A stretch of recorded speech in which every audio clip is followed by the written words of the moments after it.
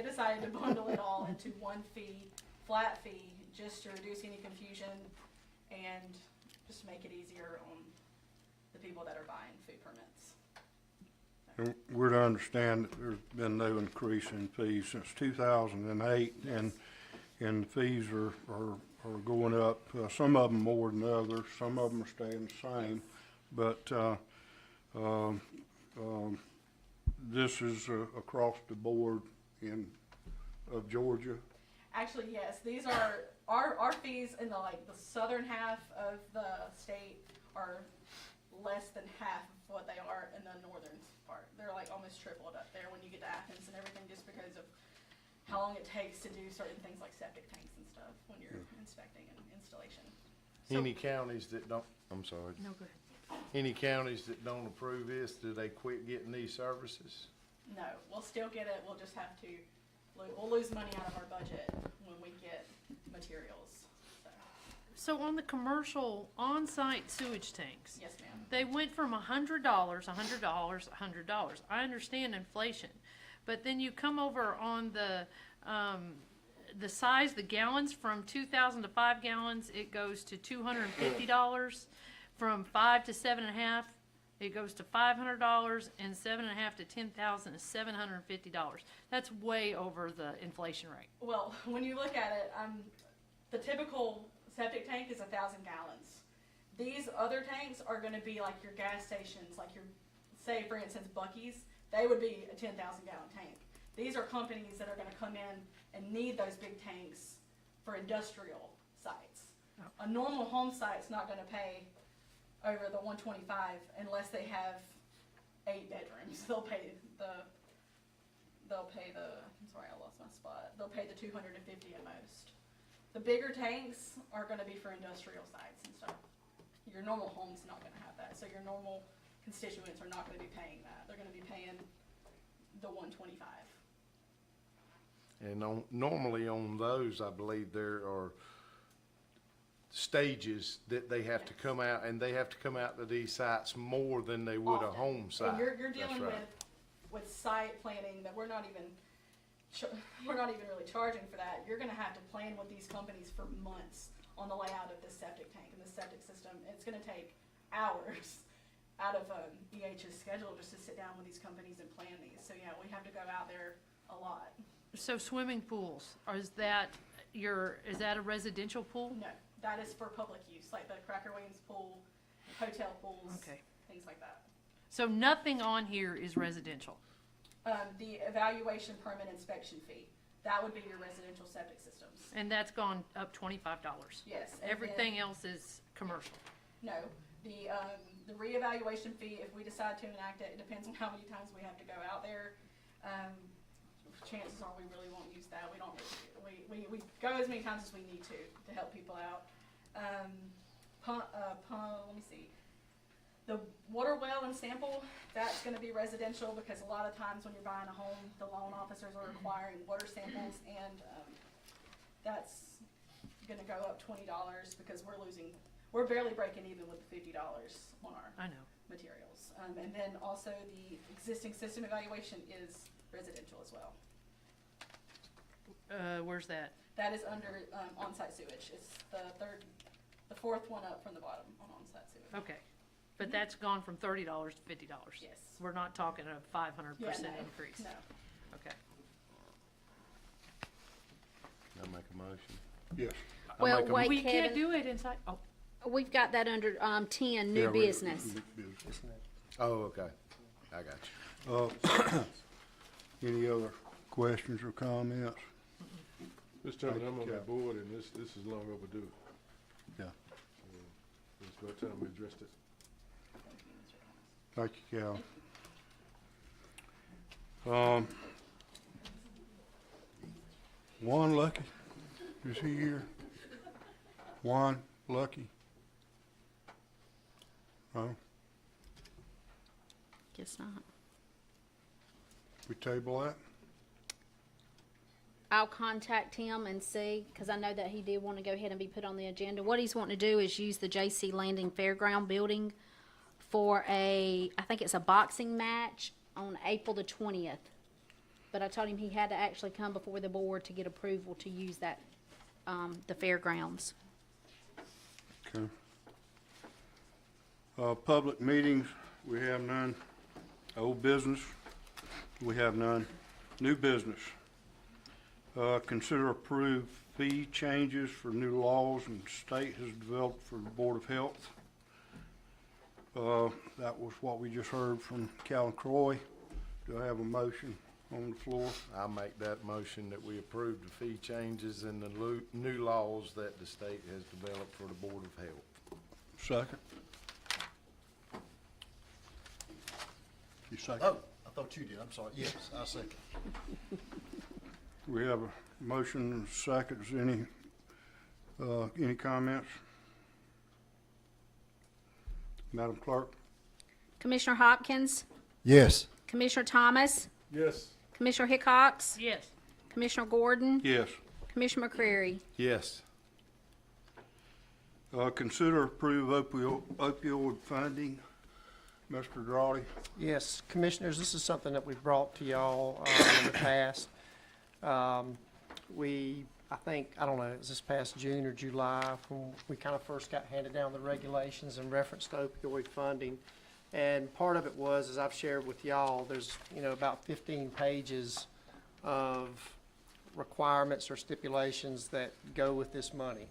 And as I've discussed with y'all in the past, there's nothing in this 15 pages that's kind of in our wheelhouse other than maybe some marketing type stuff. So we've reached out to Anchored in Wellness, and Cameron and Shauna are here tonight. Help me answer any questions possibly if I can answer them all. But so basically Anchored in Wellness has a nonprofit arm, and y'all correct me if I get this wrong, but they've been identified through the state for some of these grants to come through the health department side that are being administered. So it's literally the best case scenario to have them right here in our backyard, that they can take this opioid funding and do what needs to be done with it. Now, a lot of that is going to benefit the county from the standpoint, through our drug court program. They're already doing this, but they'll continue to do this for the evaluations, for folks to see, kind of where they need to go in reference to drug court. Also in our jails, they can more quickly evaluate, and so instead of someone who does need like either mental health counseling, substance abuse counseling, or something along those lines, they can go in and be evaluated and moved on to where they need to go versus sitting there in jail and costing the sheriff a lot of money. So it really is a no-brainer to have these folks to be able to administer these funds. I will tell you that to go along with the lawsuit, and Mr. Beaver can kind of back me up on this, the sheriff, because the sheriff department and the hospital, I forget the legal term, but they were litigators in this lawsuit as well. So they have to receive, the sheriff's department has to receive 9.45% of the funding, and the hospital receives 2% of the funding. And I've already talked to Mr. Alradi, and it's kind of the same thing. A lot of these programs that they want this money to be, or they're saying this money has to be utilized for, is also outside of their wheelhouse. But for the sheriff, for example, he can use it in marketing as far as, the whole, substance abuse or substance abuse issues with opioids and stuff. He can he can buy Narcan, drug test kits, and things like that. It's very limited what he can do with the money, and the same thing with the hospital, So what I'm asking is for y'all's approval to allow this money to flow through to Anchored in Wellness. And in your booklets, you have kind of what they've already set out in advance of what they plan on doing with it. And if we don't, we lose it, correct? I mean, because we won't be able to spend, we may be able to spend a portion of it, but the rest of it. That's right. And for it to be able to be utilized in Wayne County. Yeah. I make a motion that we approve opioid funding. I second it. So, for the folks who haven't been following this, Yes. can you kind of give a snapshot of what kind of money we're talking about over how much period of time? Yes.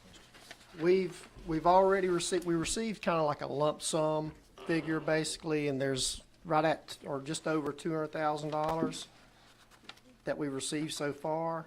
And then, Commissioner, if you'll bear with me, I've got a piece of paper, instead of just trying to quote it off the top of my head. It was something along the lines, well, I thought I had it in here. Anyway, it's about, well, yeah, this is it. So it's kind of set out strange, or it's strange for me, but I know it makes sense in reference to the actual lawsuit, because this initial lawsuit involves two companies. I think it's Johnson & Johnson and Janssen is the name of the other company. So we're gonna be getting, like, for 2 years, we'll get $35,000 a year. And then the next 2 or 3 years, it goes up to like 50,000. And then there's a year or two, it hits 70, and then it falls back down. It's an 11-year period that this money's flowing through or covering. However, there's still other pharmaceutical companies that are being sued, so we do expect, more money to flow in the future. But for the next 11 years, that's kind of what we've got scheduled out. Has this, before this come out, has it been an expense to the county? Yeah, Chairman, I didn't mean that to be a smirk. But I think the sheriff could tell you, when you're talking about an expense, look, I didn't want to get into the weeds of it, but I'm more than happy to. These pharmaceutical companies have, and I'm not anti-pharmaceutical. I love the fact that we have medication in our society, and these pharmaceutical companies provide that. The problem is when it comes to opioids, and they've been found on the wrong side of these lawsuits, and the reason the lawsuits were brought is because they knew the damage it was doing to America. And so this is nationwide. They literally just kept pumping these opioids out, knowing there was a problem, and still is a problem. And the cost to us has been mainly through the sheriff's department. If you've ever had something stolen from your house because somebody's just trying to get that next fixed, I mean, that's, and that's one of the things, and I told y'all in the work session, that I pointed this out, and I'll say this again for everybody in the audience. For the sheriff and myself that's been in law enforcement in the past, if you ask us to imagine a Wayne County without a drug problem, we would go, no, there's no such thing. But what excites me about Anchored in Wellness is they do imagine that. They literally envision a Wayne County without having a drug problem, and that's what they're working towards.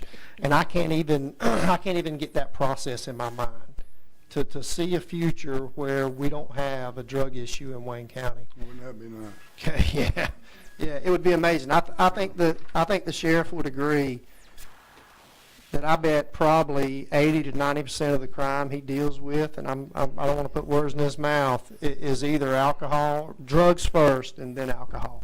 If you cleared those two problems up, I mean, he could probably get rid of half of his force easily.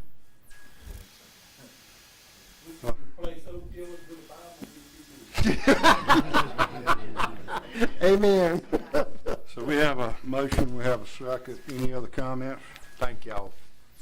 Good motion. I just want to say I was impressed when y'all presented. I don't want to say it's been 3 or 4 or 5 months ago.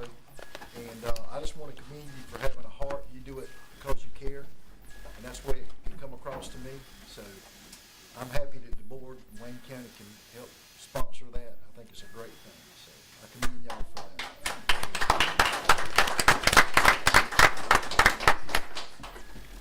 Madam Clerk? Commissioner Thomas, Yes. Commissioner Hickox. Yes. Commissioner Gordon, Yes. Commissioner McCreary, Yes. Commissioner Hopkins. Yes.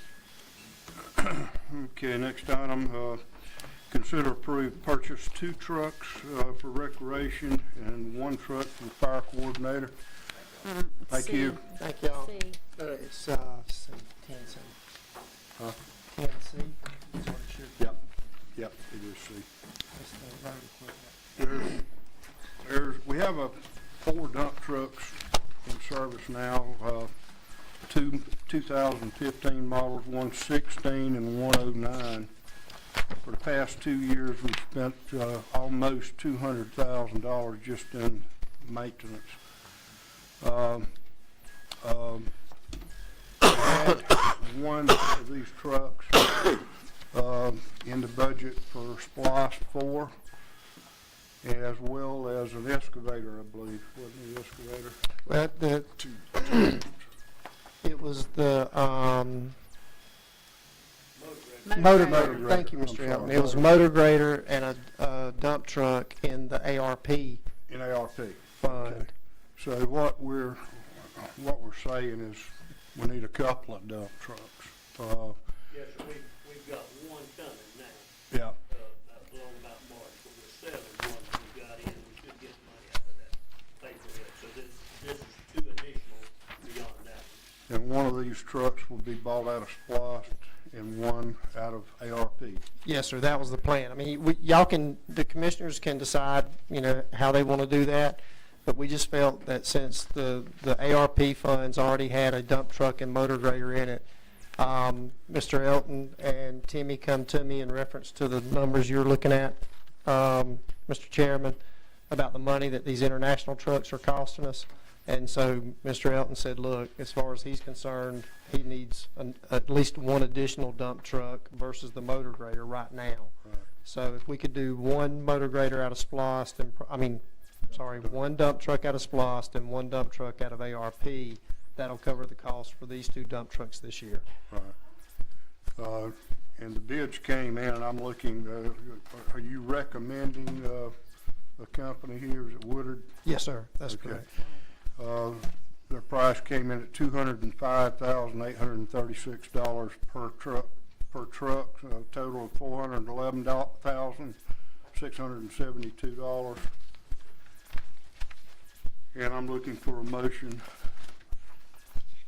to purchase these two dump trucks.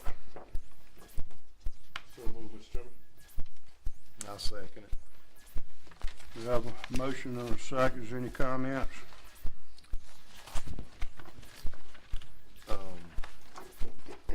It's funny because you just have certain year models that are bad. Because I talked to a dump truck driver the other day and I said, how old is this truck? And it's 2002 or something like, it may not be quite that old.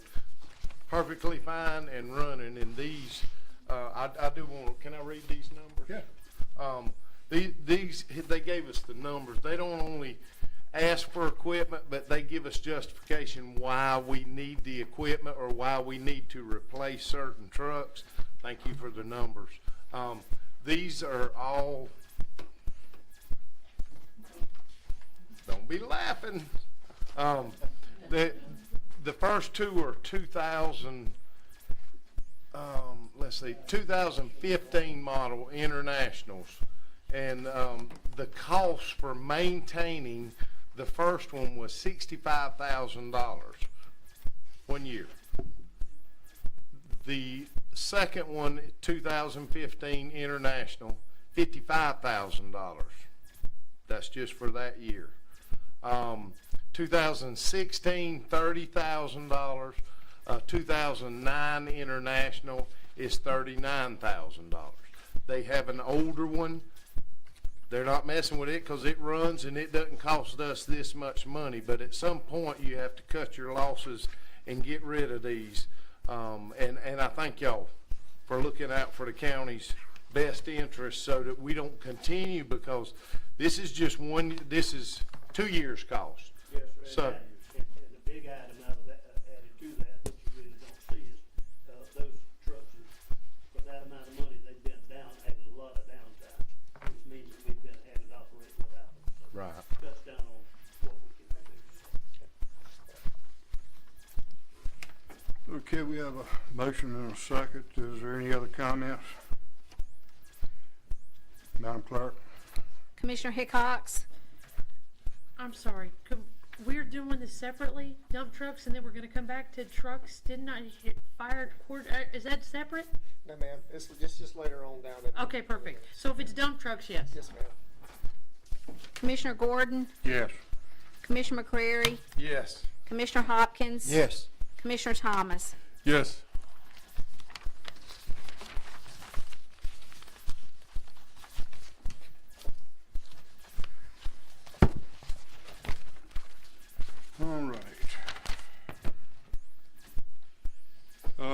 consider approve purchase 2 trucks for recreation, recreation department, 1 truck for fire coordinator. That's what, you were talking about there, right, Jamie? Yes, yes. I'm sorry, how did I get on dump truck? You just clarified that. It's D. Yeah. I apologize for the mix-up.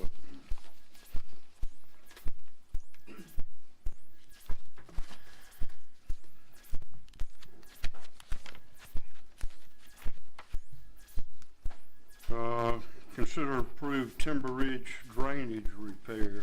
That's, D.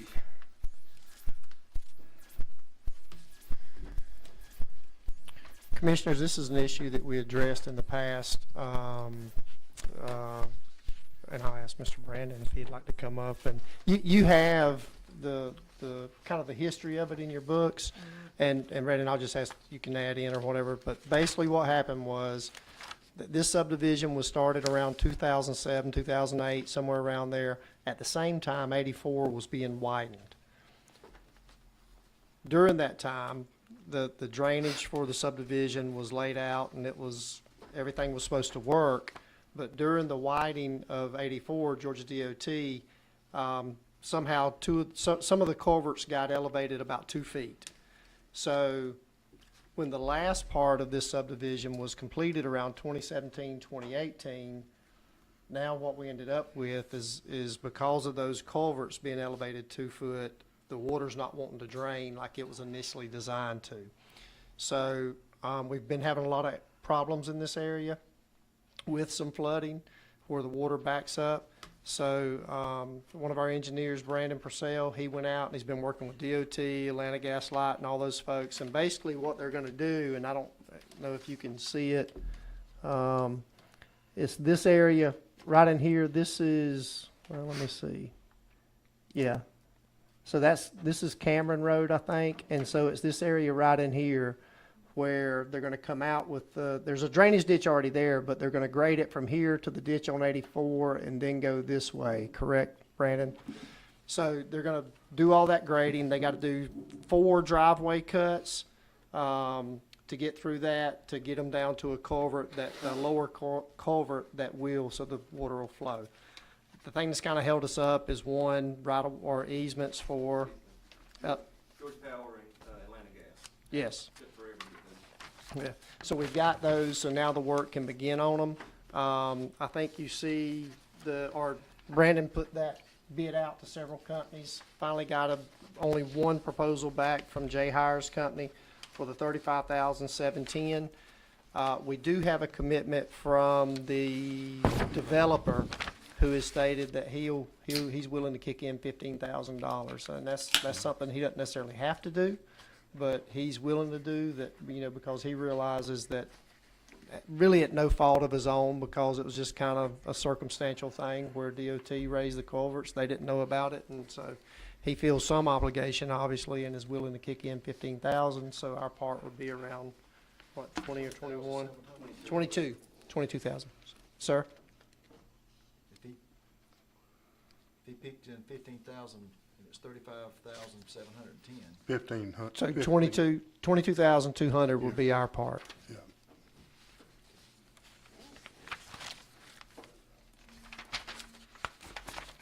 So basically what we're doing is just bringing it to y'all because, for the spending limit, for y'all to okay the fact that it's to spend that money.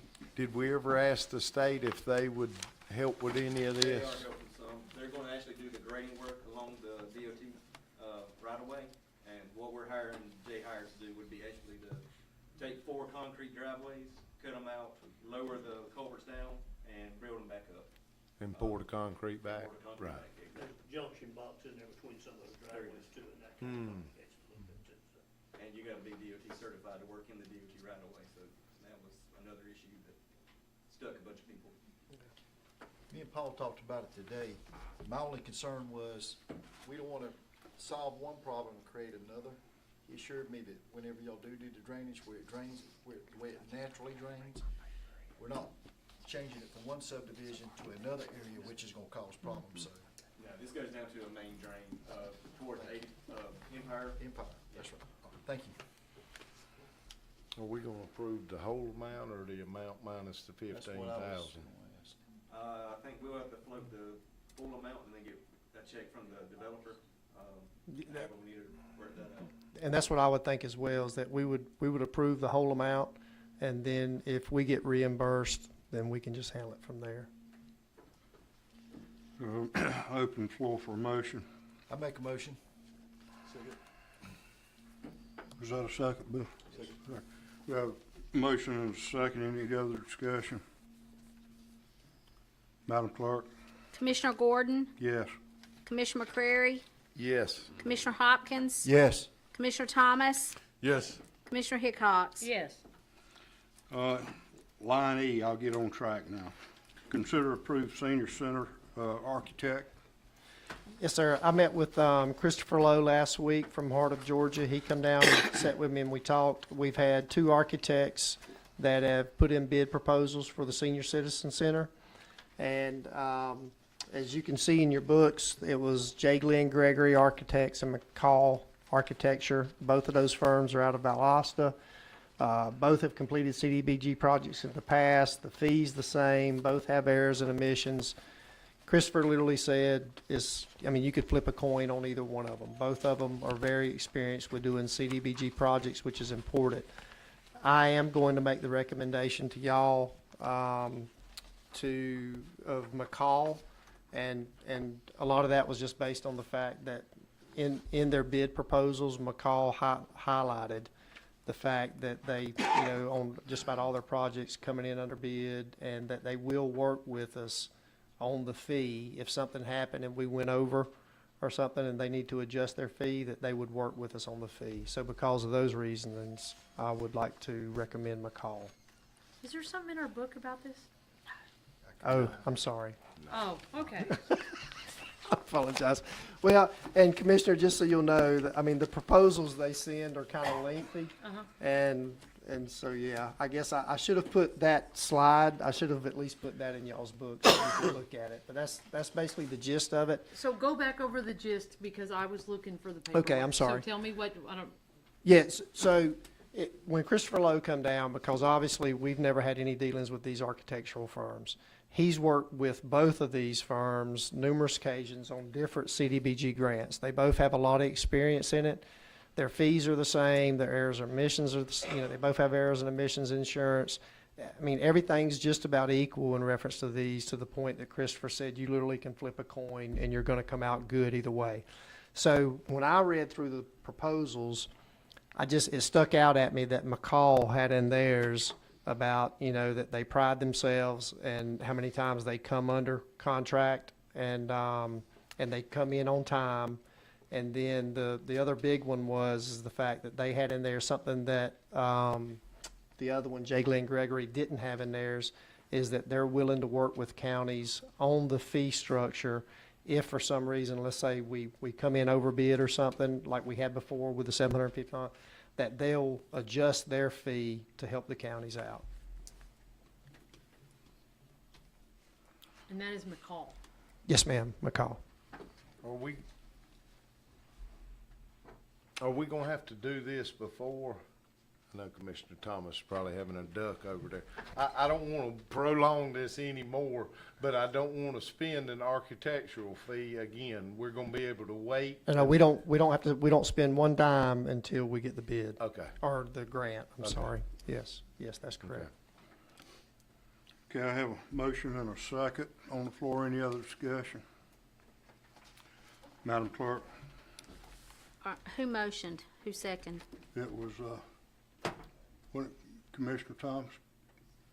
And, I think I seconded it. or was it Kevin? I didn't second, cause I Okay. didn't know who. I think that was the previous. Commissioner Thomas, That was the previous motion. Yeah, Yeah, nobody's we haven't motioned or made a motion second. on Oh. this. So move, Mr. Chairman. But it's with. we have a motion.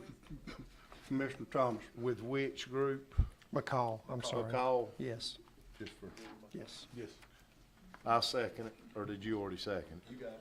Okay. okay, we have a motion and a second. Any other discussion? Madam Clerk? Commissioner McCrary, Yes. Commissioner Hopkins, Yes. Commissioner Thomas, Yes. Commissioner Hickox, Yes. Commissioner Gordon? Yes. Okay, consider approve 2 trucks for Recreation Department, 1 truck fire coordinator. We have 4 bids in your books from Woody Folsom, Mike Birch, Kings Colonial, and J.C. Lewis. I'd like to recommend Mike Birch. Mike is a tax-paying citizen in Wayne County, and his bid is well within our limits.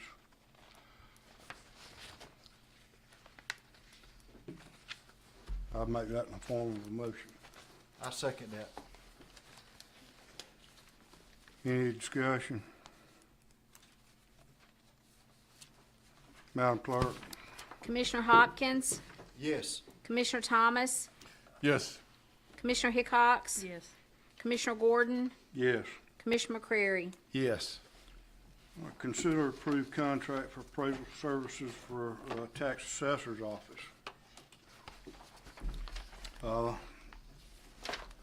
This contract, Mr. Dry, why don't you take that one? Yeah, Commissioners, this is in reference to the reevaluation that was requested by the Board of Assessors. And this is the company called GMAS. One of the things I guess I would point out is this, is that, you know, we've talked about the issue of what, I'll tell you what. Well, let me go ahead and finish this, and then I'm going to ask Mr. Beaver if he would kind of weigh in on some history of it too as well. But in reference to utilizing a company to come in and do the reevaluation, from the Board of Assessors, I think their point was that if we try to do it in-house, we'd have to hire additional people, and 4 to 5 years it would take, where this company is supposedly able to come in and do it for either 2 or 3 years, and they would have it complete. We would be confident that it would be done correctly, and it would bring us back up to that baseline. I know one of the bigger issues we're having with the current situation is in reference to our sales ratio. The state requires that we're somewhere around, I think, within 2 percentage points of 40%. We're currently around 32%, and that's costing the county about $900,000 a year. So the idea, if we can, you know, have a company come in, do it quickly, and kind of make up for the loss in revenue. And Mr. Beaver, if you would like to weigh in on some history of that. So, to the point I can, certainly. As best of my recollection, I think the last time that we had a major overhaul in the assessed values was back in 2008. And when me and Mr. Drawley spoke about this specific contract, I'd like to address some concerns that I had. Maybe not really concerns, maybe just some opinions. I think counties our size are kind of forced to go with these companies that offer these mass appraisals. Your bigger counties can afford to hire the in-house help to go out and do the in-house appraisals for themselves. If y'all remember, though, based in 2008, when we hired a company, it wasn't this company. Nothing I say is in regards to this company specifically. It wasn't this company that did it for Wayne County the last time. But the last time that we had the reassessments done back in 2008, it was based on those mass reassessment values that we had the lawsuits with Rayonier, Weyerhaeuser, and eventually a class action lawsuit. And what you had happen there, I wasn't here for the beginning, and actually the Rayonier lawsuit, it kind of settled right before I became county attorney, so I wasn't involved in that per se. What I've kind of read and talked to other people about, one of the major issues that we had was that company, you know, for instance, and this is just kind of cherry picking one example of a bunch of different things that went wrong. You know, you may have one street in one subdivision, they'd send out 3 or 4 different appraisers to that same street, and so you have a bunch of appraisals that was messed up. Where it came back to bite us at big time was, you know, obviously Weyerhaeuser and I can't remember if Weyerhaeuser is still their name or not, but Weyerhaeuser and Rayonier are 2 of your bigger landowners in Wayne County. When Rayonier appealed their assessed value on their property, from what I understand, the county could not hold the contracting party for these mass appraisals really accountable in any way, and that's one of the issues I kind of wanted to bring up. we try to call them as expert witnesses. You could never get their appraisers here to really cooperate with us during the appeals process. And eventually, I'm sure most, if not all, you know that the outcome of that Rayonier case was the values were very not friendly to the county in that case. And then it kind of hamstrung us from the outcome of that case with Weyhauser, and essentially, you know, when we had to deal with the class action suit, which we finally settled all. I know Commissioner Thomas, Commissioner McCrary was here when we finally settled the class action lawsuit. I believe it was 3 years ago that we finally just got a refund on. So, you know, I guess from hindsight, it's always 20/20. I'd like to see something in this contract that, you know, at least at a minimum, some professional liability insurance or something on these appraisers' part that we could go after and maybe hold their feet to the fire.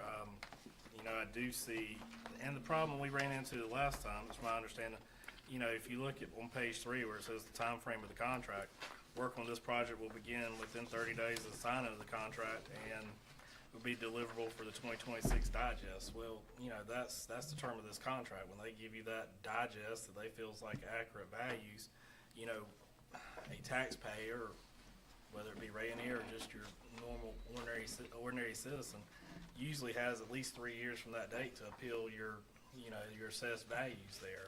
Sometimes longer, sometimes shorter. I guess it's just reaffirming, we want to make sure that this company is a reputable company, you know, that has a good track record, that will be around if we need, you know, to call them in as experts on any appeals that we have, not just with Rayonier, but with anything that comes out of this. I did see in their pricing where they, you know, did indicate that they would come back and help us. Of course, it appears to be $1,000 per, you know, per day on any appeals in Superior Court, if I'm understanding their contract right. But again, I just think we need to be cognizant of who we're getting into a contract with, because it could, you know, again, the last reassessment probably cost the county, right off the top of my head, probably close to $3-4 million. I mean, just in lawsuits and settlements that we've had to pay. I mean, so again, that's just kind of my 2 cents worth on, you know, look and, you know, make sure we got a reputable company that we can actually hold their feet to the fire if the product they present to the county is not in our best interest or benefits us the most there. I know some of the changes that we made were trying to get, after that lawsuit, were trying to get us in line with rural Georgia. Do we have anything in here that's gonna state that they're at least following some guidelines and not something like Atlanta or something like that, something similar to your our? point, I think, and, you know, since Mr. Johns has been here as the chief assessor, I think kind of what his guidance to his board of assessors has been is that it's probably a 2 to 3 year process to get our maps. And when I say county maps, most of y'all are probably familiar with QPublic. You know, that lays out the parcels or whatnot. You know, his indication when he first came into the Board of Assessors was, you know, the maps are so bad, if we did, even though a contract like this was probably needed to do a mass overhaul of assessments a few years back, you know, our maps were in such disarray, it was probably a 3 year process to get them into a position where they were accurate enough so that when a company like this come in, that it wouldn't be all over the place like it was back in 2008. So I think, you know, methodically they have gone in there and they've corrected a lot of the issues with the map. And so I think that's why you're seeing the contract now, or asking them for us to enter into a contract like this now, because they're confident in where the maps are at and that we're actually in a position to bring a company like this in to do a mass reassessment. What year did our new appraiser come to Wayne County? Top of my head, I think it's been 4 years ago, maybe 5 years. I think it's 5. Yeah, he was here before I started, so. I'm thinking it was 5 years ago, but I'm not, I'd have to go back and look to be sure, but I think that's. So I have opinions on this. Do you want to make a motion and then I get to my opinions, or can I go ahead with my opinions? If you remember the course we took on certification, can you talk about that so the think public that's- can understand? I think that's what Paul was referencing, is this 40%, 38%, if you hit 38, boy, life is good, your county's gonna get extra 2%. If you hit 40% dead on, you're fine. You hit 44%, the whole world falls apart. the swing either way. So if you're 36, the whole world falls apart, 44, the whole world falls apart. However, he said costing the county $900,000. I think that's a probationary. You get 3 years before they take your money, but the whole state of Georgia is going through the same problem, not because of their mapping system, because of the rate of inflation that instantaneously affected real estate. So the mass value added to real estate through but nobody's hitting 38 is what I'm trying to say right now. But you will have to pay the piper at some point in time. So yes, we have to address this issue. Now can I go with my opinion? Yeah. Okay, here's my opinion. We pay this thing is gonna cost $570,000. That's what this mass reappraisal. If you have average $2,500, I think that's pretty much average for a homeowner having a 25, that's gonna be 228 property tax bills to pay this one thing. And we've paid this one thing before in 2008. And by 11 years later, right, because it was 5 years ago, this guy shows up and he's like, this is the biggest mass mess I ever saw, and our whole maps are gonna fall apart and explode. My point is, if we're going to invest $570,000 of your dollars, we have to have policies and procedures in place that when 2026 comes along, we know we're straight, that we know in 2027 we have a checklist. We know what we're doing to keep this thing, because 10 years from now, I don't want to spend 228 property bills on doing this again and letting it be somebody's. I'm saying I get in more trouble for asking about policies and procedures. I ain't getting so much trouble over policies and procedures. But I'm dogmatic about this. If we as a county do not have policies in place, we will be back here 10 years from now doing the same thing, and that $570,000 number will be $900,000. That's my opinion. Okay, I'm all done now. Commissioner Hopkins. Me and Paul talked about this today in his office. That was my biggest concern, and I've talked to the board about this. If the taxpayers pay this amount of money, and exactly what Jamie says, we've got to have some kind of policies, procedures. If it's a biannual report that the tax assessor's got to give to the tax boards, somebody's got to be held accountable that we don't allow Wayne County to get in this position again. And I currently agree with Commissioner Hickox. It's you know, we don't need to come back in 10 years and have to go spend it, probably be over $1 million then to do it. So that was my only comment. I was concurring what she was saying. The 900,000, we always, those numbers are always in our head. And what we figured was the difference between 33% and 38. We get fined, I think, after 3 years of being below it. That fine is $85,000. So I said, well, let's figure out what it is, the penalty to ourselves for being below the 38% to 33. That's the 900,000 per year. That we're losing. That's exactly right. And I agree. I don't know, do we have a certain time we have to sign this by, and can we talk to them and get the contract manipulated or changed so that we can have certain things concerns we all have? To my knowledge, there's no time frame that you have to enter this. Obviously, the longer you wait, I guess And that's what the later they will be getting the finished products to you. But Right. yeah, if I can add in that. Sure. From what Mr. Johns is saying, and from what I've heard the Board of Assessors say, is that there's a lot of companies, quite a few companies out there that do just what GMAS is doing. 2 reasons they want to go with GMAS is because several of the folks that work for GMAS used to work for Department of Revenue, so they know all the ins and outs and how to make sure it's correct. The second one is because they said they could start right away. The other companies that they've reached out to said, oh yeah, we'd be happy to put a bid in and get a contract with y'all, but it'll be 2 years before we can start, because it goes back to what Commissioner Hickox said. Everybody's having this problem, and those companies are already booked up with other counties trying to get this done. So that was their issue, or it was related to me by Mr. Johns that they would like to kind of get these folks under pen and paper quickly because of that issue. The concern that if they could move on with another county now, are they going to be able to start next year versus this year? So, And just I a think point of we've all information. showed, I'm sorry. No, I was just saying just a point of information. I mean, that's what I was told, whether that's, And I think we've all been to the assessor meetings, and maybe that's what we need to do, is get some kind of confirmation or at least obligation to them to hold the assessor accountable to make sure this is kept up to date. I think that's what's happened since 2008. It has just been, hadn't been updated, hadn't been changed, hadn't been looked into.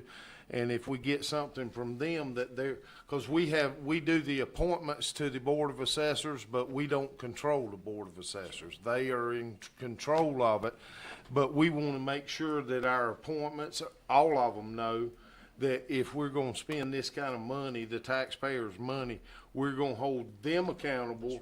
And if they're not going to hold the assessor accountable, then we're going to replace them on the assessor board. Nothing against them, but I think we need to get some understandings before we commit to this. And keep in mind, we are losing money by being below that. Not that if we're at 33% and we're supposed to be at 38% across the board, that means we're losing a meal just because everybody is not equal across the board. That's the best way I know to explain it.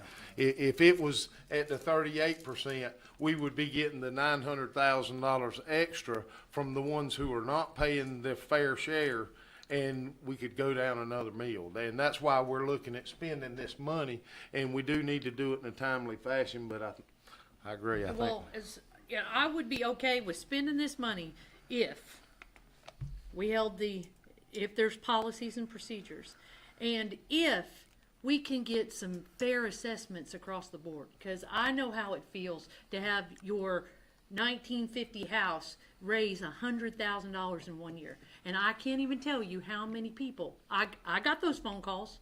They were mad, and I don't blame them, because everybody knows how to use Q Public. And you look at the guy 3 doors down, and it's very painful. And most of them aren't mad about their taxes going up, they're mad because their neighbors didn't. So it's not fair Right, across. it's not the same. Yeah, are we in that probationary period now? we haven't been notified by the state. Haven't been But it's, notified I mean, yet. it's just because I guess they're busy and they haven't gotten to Wayne County yet, is basically what it amounts to, is my understanding. We're shortly fixing to get into it. Yeah, I yeah. went to one of the Board of Assessors meetings, and I explained exactly my concern 6 months ago. And if I'm gonna go to if I'm gonna go to the taxpayers for this kind of money, y'all have got to put something in place to ensure that we don't have this happen again.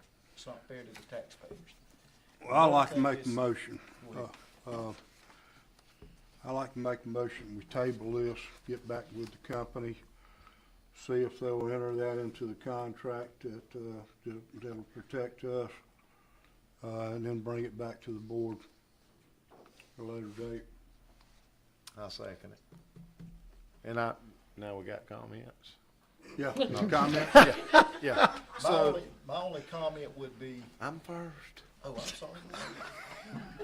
What I would like to see is us get together and make a list of objectives we would like the Board of Assessors to do. It's not picking on anybody, it's looking out for taxpayers' money.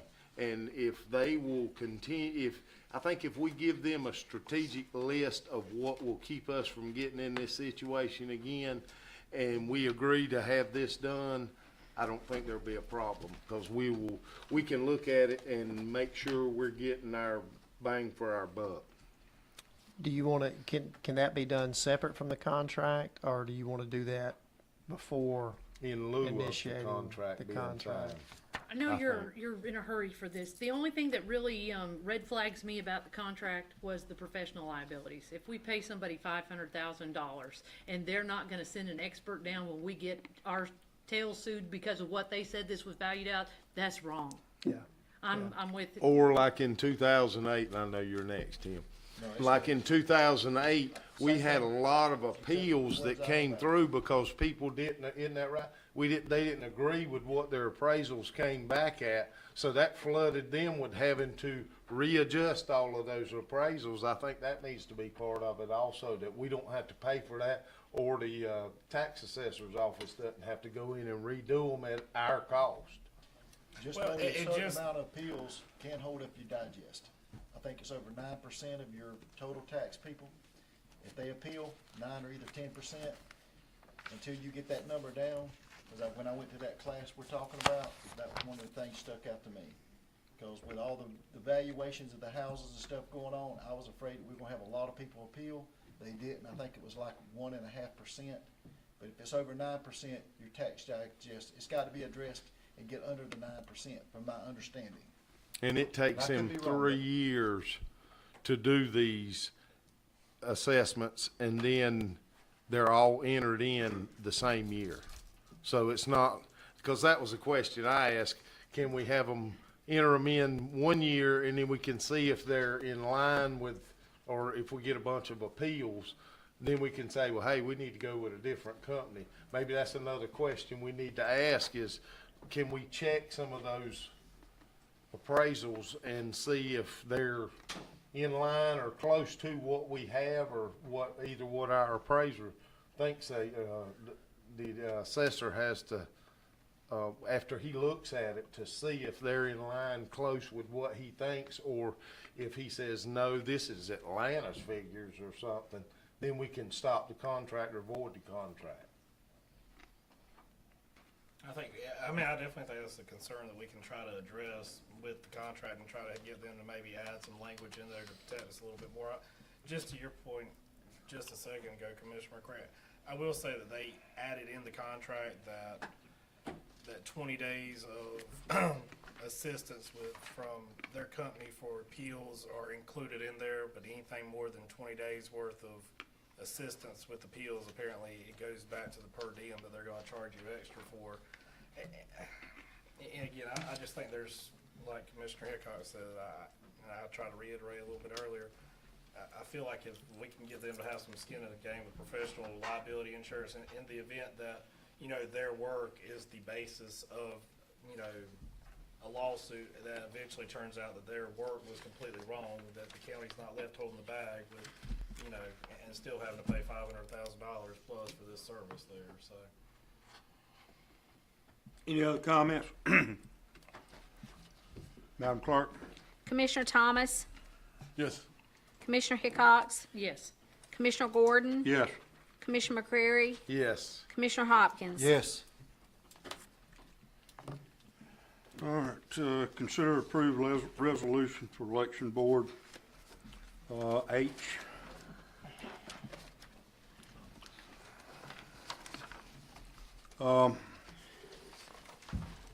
I think that I sent the bill to everyone.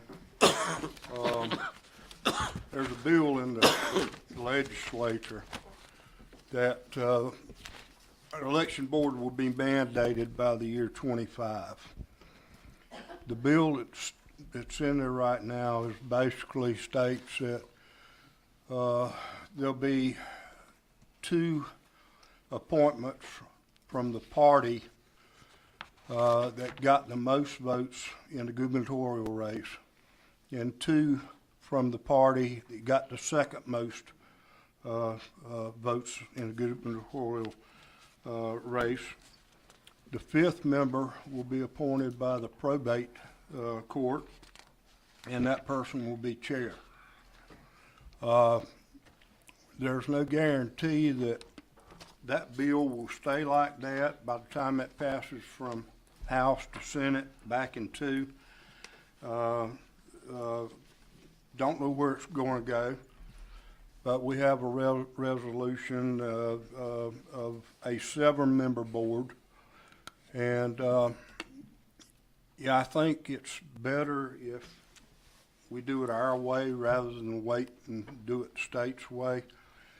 But nonetheless, we're going to have to do it.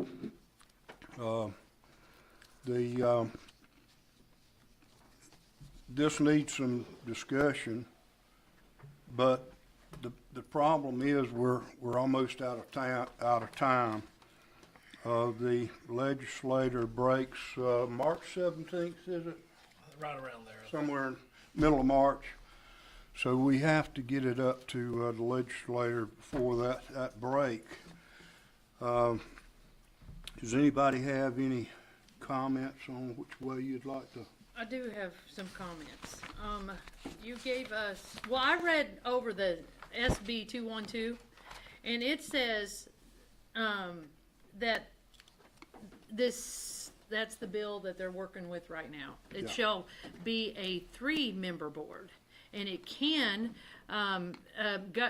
governing authority may adopt an ordinance expanding a board to a 5-member board. And then someone at our work session gave me 11 different counties around us, from the work session. I gave you that. Yes, you gave it, not one of those had a 7-person board. Right. Every one of them were 3 members, 5 members, 3 members, 5 members. And I know this come a shock to everybody. Sometimes the 5 of us have a big challenge pulling the load the same direction. I can't imagine if there were 7. I don't see how 7 people are gonna work an issue in the same direction. What I find to be true is 2 people tote the load, and then you have at least 2 people that never read the book. 7 people just seems like a humongous, I just don't know how that many people are gonna work. That's my first one, but go ahead. The only thing I thought about was if we did have a problem, and the reason we're doing this is not because we have election issues currently, but the only thing that I thought about, if we did have problems, we would have more people to look into it, and each one could go through it and give a fair assessment if there was a problem, if we had one. That's the only thing I could think, because you know, some of these counties, not around here, but they take days counting votes and things like that. If you had a 7-party board, you would be able to, and some in this room have served on that board or whatever, and they may know better than I do, but that's the only reason I could think that would be beneficial to have 7 people on there, is because you would have more people with checks and balances. Well, the way it started, we talked about this in the work session a couple of weeks ago. And Andy drew up the resolution based on that discussion. Now that can be changed. You know, I kind of like the way the state's got the bill written. 2 from, in this case, might not always be, but in this case, it'd be two Republicans, 2 Democrats, and 1 from the probate court. I don't know who that would be. But I kind of like that setup. But it's for us to decide. But what I'm saying is we got very little time to do this if we're going to do it our way. If we wait much longer, this is mandated, and you either got to have a plan in place, or at least what you're going to do, or they're going to tell you what you're going to do. Well, we sent a bill up last year, and it didn't get presented because it wasn't a 5-0 vote. Wasn't Why unanimous. didn't we work on this for the last year? It fell dead until all of a sudden we have to be right now.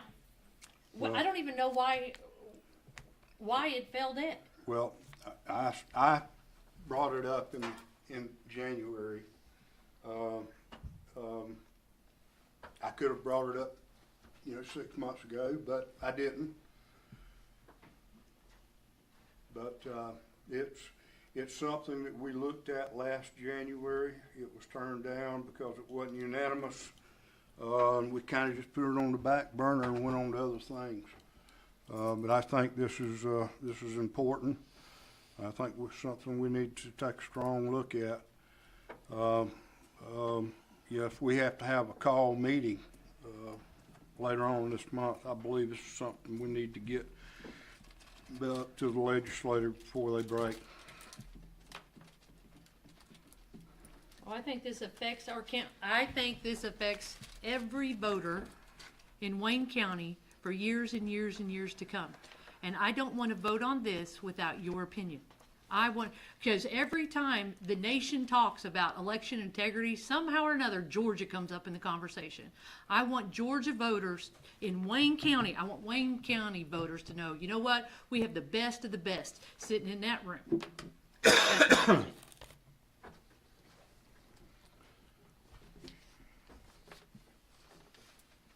Is there any other comments?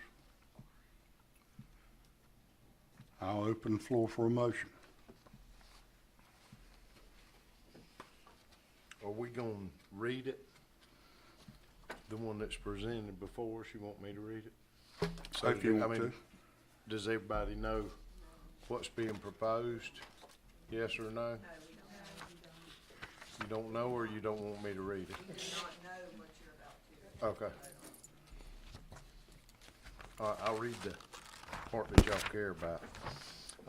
The Wayne County Board of Commissioners formally requests the assistance of the local legislative delegation with the formation of said election board. The Wayne County Election Board be comprised of a total of 7 members. Each duly elected commissioner of the Board of Commissioners of the Wayne County shall appoint 1 member to the Board of Election. 2 members of the Board of Elections shall be at-large position. The political party chairman from the present, political party chairman from the political party that received the most votes in the preceding gubernatorial election shall present the Wayne County Board of Commissioners with at least 3 nominees. From those, we will pick one, and the Wayne County Board of Commissioners shall select one by the majority vote to fill that at-large position. The political party chairman from the second party that received the second most votes in the preceding gubernatorial election shall present the Wayne County Board of Commissioners with at least 3 nominees, from which the Wayne County Board of Commissioners will pick one of those 3 by majority vote to fill the last at-large position. Can I ask a question? It says the political party chairman from the political party that received the most votes in the preceding gubernatorial election shall present the Wayne County Board of Commissioners with at least 3 nominees. So is that the most votes for the gubernatorial election in the state of Georgia, or is that the most, but not Wayne County? No, you don't have governor of Wayne County, it's just the governor of Georgia. I realize it's a governor of Georgia, but why are we taking into consideration voters in North Georgia?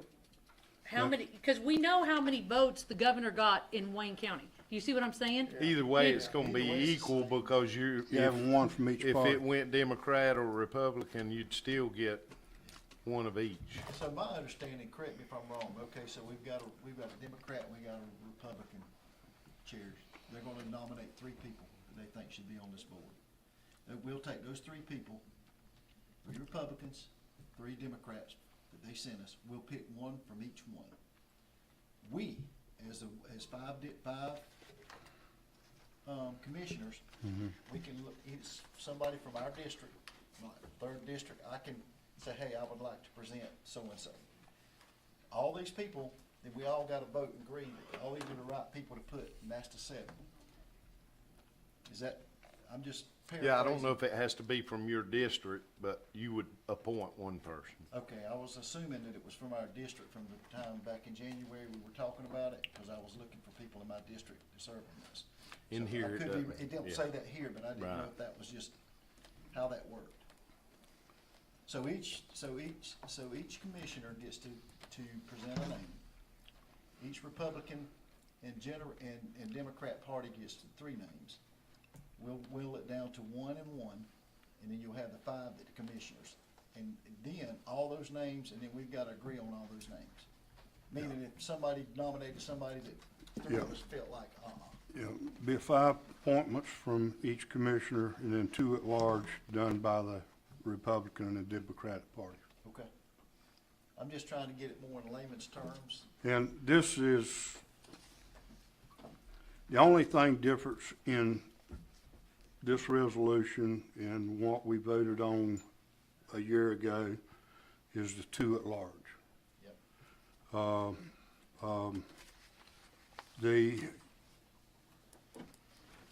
I know how important it is you'd get feedback from your constituents, Jane. But, you were very proactive on this a year ago. I don't know what's changed, but. Two the- positions, Well, yeah, two at large, yeah. yeah.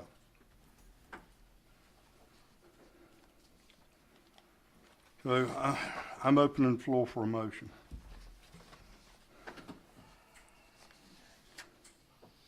I make a motion that we accept this resolution that's put before us. On the 7, Yeah, on the Member. 7. Yep. have a second. Sorry, Coach said he's second. second. Any other discussion? Madam Clerk? Commissioner Hickox, No, Commissioner Gordon, Yes. Commissioner McCrary, Yes. Commissioner Hopkins, Yes. Commissioner Thomas. Yes. Let's see, consider approve amending the 23 general fund budget. Madam Clerk? You gonna do it, Paul? You want me to? Oh, sorry, was I supposed to? This is just, I'm gonna jump in for the clerk right quick, like while she's getting the stuff together. This is just the amending of the 2023 general fund budget. As you can see on the paper that you have, our 2023 budget was $30,290,000. The actual expenditures come in at $27,374,567. The revenues come in at $22,041,000. The issue is, or what the clerk has to do is she's got to amend that budget, because as we know, we got our bills out late. So when the deadline was in December, and so folks paid in December, but the tax commissioner pays us the following month for that. So that money actually came in 24. So just for an accounting purpose, on paper, what happens is she has to go back and amend the budget and show that that money that came in January was actually paid to the county in December in 23. So it's that $6,495,000 that she has to, on paper, move back to 2023. Does that make sense? Yep. Okay. Open the floor. I'll make a motion. Second. I'll second. Madam Clerk, any discussion? I'm sorry. so is that the pages? Yes, ma'am, that's all the line items that she actually amended. To get the $6 million, to make a balance, because this was very difficult for me, I'm a numbers girl, and I reached out to our auditor, and I didn't hear back from him, but this It's was, actually the 4 million. these pages were not, help me, Amanda. Okay, what we're actual amending is, the budget's gonna stay the same, the $30,290,580.91. The auditors will actually, when they come in and audit our book, anything that we received, money that we received in January, that was actually for December, they will give me adjusting entries, but that will be like in June when they do that. So what I have to do is, when I'm amending the budget, is anything that was over, I have to go through and amend the budget That's for what those this is? line items, and that's what those line items are. The total of amending, like, the line items is $2,345,383.25 is what's the actual line items that are being amended. So So that all was, the, we budgeted, but we didn't spend, correct? Yes. Okay, I'm with you. Any other discussion? And this is normally the in and out money, correct? Yeah, it's mainly just the budget part, Right. is the numbers for the actual, anything that was over on expenses, and then revenues that fell short is what I have to go by and amend those line items. If anybody wants my papers, I'll be happy to share. It's very difficult to understand. Any other discussion? Madam Clerk? Commissioner Gordon, Yes. Commissioner McCrary, Yes. Commissioner Hopkins. Yes. Commissioner Thomas, Yes. Commissioner Hickox. Yes. Consider approving amending 23 ARP budget. Madam Clerk? In June of 2023, the auditors explained that the law had changed and you have to submit a budget for the ARP. So on June 5th, 23, y'all passed a resolution approving the ARP budget for 23. The resolution, the amount approved at that time was $856,000. But what was actually spent was $1,058,636. So what we're doing is just amending the ARP budget to the $1,058,636, which is what was actually spent. And that's just transferring the money in from ARP to the actual general fund, because all those expenses are paid out of the general fund, and we just transfer that money into the general fund. But we do have to amend that budget based on what we actually spent. Hadn't that already been transferred in? We're just amending it now? Yeah, we're just amending, because what we actually what was actually approved was $856,000, when we just said that they had to set a budget in June of 23. But what we actually spent was the $1 million, so we've actually got to amend the budget showing what we actually spent. In the next several pages is the explanation of where that money went. I make a motion that we amend the ARP budget for 2023. Second. Any discussion? Madam Clerk? Commissioner McCrary, Yes. Commissioner Hopkins, Yes. Commissioner Thomas, Yes. Commissioner Hickox, Yes. Commissioner Gordon. Yes. Consider approved 24 budget for ARP.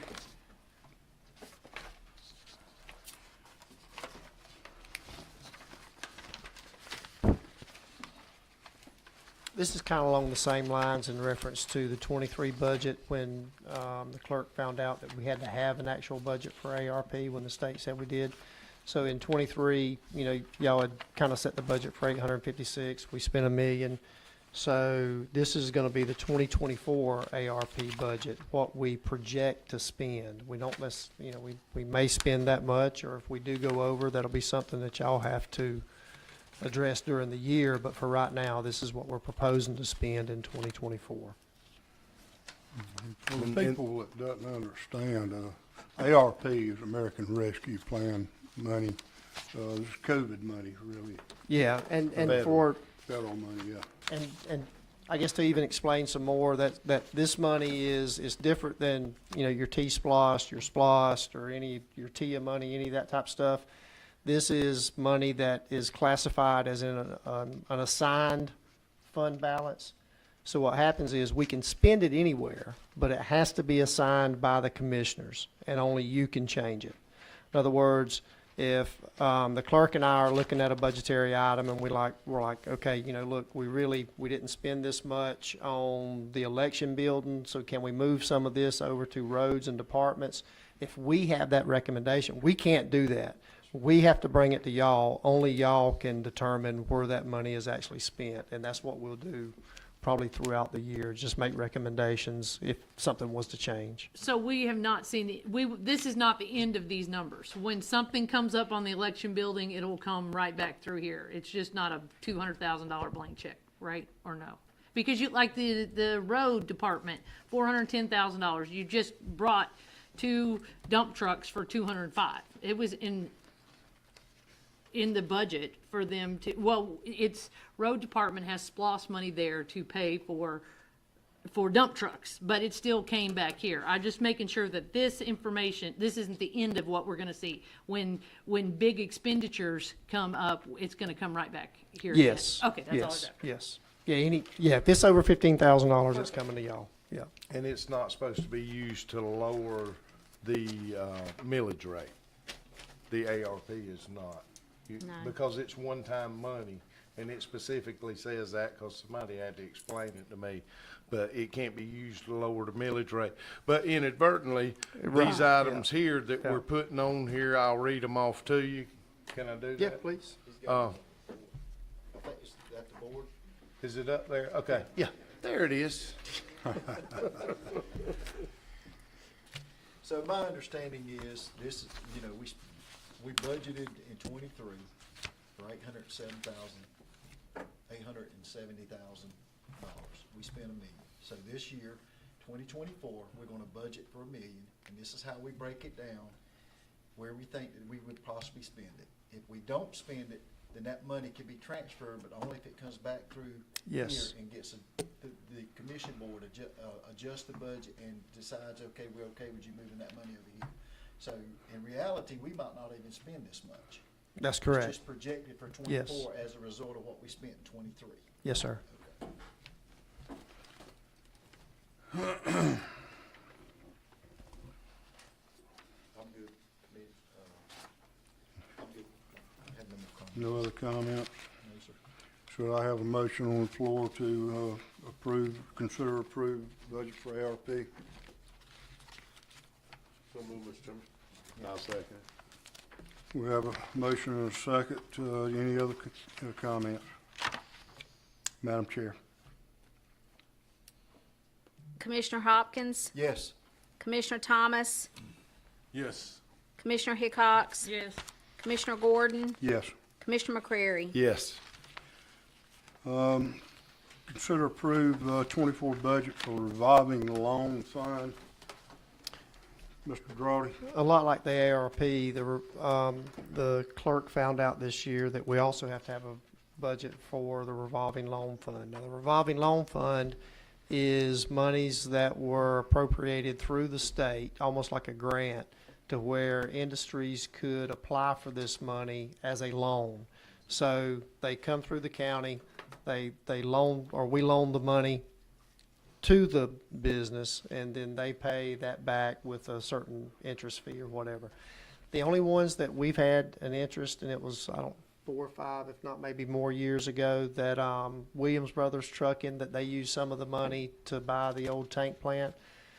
We haven't had any interest since then, and a lot of that is due because with the stipulations that come with this state money, it's just easier to go to a bank. And, you know, banks, I think when they first put this in place, this was back when banks were a lot tighter with their lending practices. As you all know, that's loosened up some for businesses, and so now we haven't had a lot of interest. So we've had to do a budget for this year, but I will tell you that the clerk and I have talked about it, and our desire is to give this money back to the state because it's just kind of an accounting headache for her. And so at some point, we'll probably come back to y'all and make that request. Once we also talk to the state and find out exactly what has to be done to do that. So you want to table that? No, we need approval of this budget because it'll probably play out through this year. And then once we get more information back from the state, we'll probably want to give that entire portion of money back to them. Because they're already, I don't know if it was Denise or who I was talking to today. IDA, wasn't it? Because this is the one that's with the IDA. It is, but the state is already starting to, because other counties are in the same situation, they're just not gathering a lot of interest from it, from the industries. And so the state's already kind of reaching out to those counties and going, hey, we're just going to take that money back. And so we're pretty much wanting to say, y'all can have it back. But for now, we do need this budget approved. So, is this like in and out money? We get it Yeah. from the state, and then that goes into revenue? Well, and then actually, we get- Williams Brother Trucking got the money. They got the loan. Right. They pay us $3,245.73 a month for that payment. but they borrowed, like $470,000 is what they actually borrowed. And balance owed today, the end of 23 was $219,027.49 is what they actually owed. So by the end, by us approving this, budget for the revolving, it won't change our budget. No, it's just, Okay. it's a separate, restricted account. Yep. Okay. I'll make a motion to approve the budget for revolving loan. I second it. We have a motion and a second. Any other comment? So what it sounds like to me, and I don't want to belabor this, is it's a program that was created by the state, and it's no longer, people are not using it for obvious reasons. And it's just, we're the middle person, so we're the ones having to communicate back to the state, communicate back to the borrower, which I agree is, So my understanding is if we approve this, later on, you're gonna see what the state requirement says for us to opt out of the program and give the money back, because it's, okay, Yes, I'm good. Any other comments? Madam Clerk? Commissioner Thomas, Yes. Commissioner Hickox. Yes. Commissioner Gordon, Yes. Commissioner McCrary, Yes. Commissioner Hopkins. Yes, Consider approve replacing engine on track hoe. The track hoe has had some extensive work done on it. Really in very good working condition from what I understand, just needs an engine now. Yes, sir, it's got a new undercarriage, I put it in June, so. Right. So the cost of that's $42,936.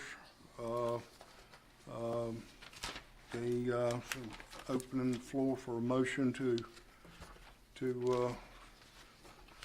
consider approve What's the that, engine for the track hoe. what's that coming out of? General fund. General fund. General fund. Yeah, they have it in the repair and maintenance. Oh, okay. Line item. I make a motion that we approve replacing that engine on the track hoe, because we just got through spending money on the undercarriage. I second it. Have a motion and a second. Any other discussion? Madam Clerk? Commissioner Hickox. Yep. Commissioner Gordon. Yes. Commissioner McCrary, Yes. Commissioner Hopkins. Yes, Commissioner Thomas. Yes. Line N, consider approved purchase bleachers for the multipurpose ag complex. In the budget for the ag center, they have enough to purchase 2 bleachers. 2 bleachers only holds 288 folks, 144 per bleacher. The bleachers are pretty expensive, about $20,000 each. There's room for 6 at the complex. This ag center, this ag complex will have a host of